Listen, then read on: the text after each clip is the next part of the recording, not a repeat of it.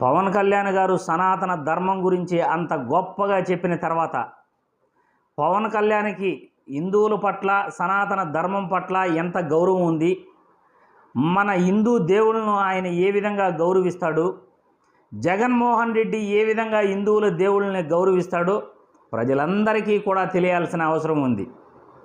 ఒక్కసారి ఈ వీడియో చూశారంటే మీకే క్లారిటీ వస్తుంది.